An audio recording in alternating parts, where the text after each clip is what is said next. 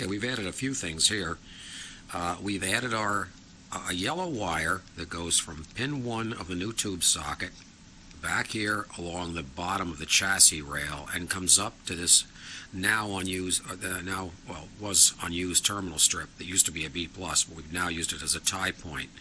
So now we have from the middle of the volume control, we have the first O1 capacitor to bring the signal out to the tie point. From the tie point, the yellow wire goes over to pin 1 of the 6AV6. And also that 4.7 meg resistor goes from pin 1 of the 6AV6 and now is tied to the electrical ground. Remember, the chassis is not ground. The chassis is chassis ground, not electrical ground. Electrical ground is this black wire here, with all the stuff that's on pin 7.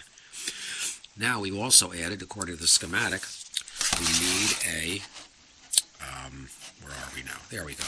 We need a 270K resistor from ground to pin 5 of the 25L6. We've added that right here. There's a 270K from ground to pin 5.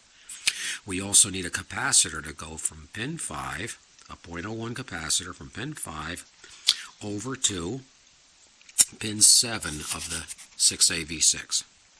So here's pin 7 of the 6AV6. And I use little pieces of wire insulation to slip over the lead of the capacitor to keep it from shorting against anything. It's called spaghetti in the industry. So I put a piece of spaghetti on the wire and solder it from pin 7. That's the output of the preamp tube, goes through the capacitor to the input of the output tube, which is pin 5. So that's added on now. And now we're going to do the B+ wiring, which is the high voltage wiring from the Slim rectifier. I do that last because they're larger parts, and the larger parts will only get in the way of the stuff that's easier to put in when there's nothing in the way. So now we're going to do the B+, and that's going to finish it up.